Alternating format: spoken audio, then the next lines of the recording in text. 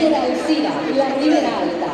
Fundada en 1920, dispara a la plaça de l'Ajuntament des de 1955. El mestre pirotècnic és Vicente Rodríguez Pérez. ¡El corazón! No, pero no se entiende. Me duele muchísimo el hombro. Ahora no, Las dos.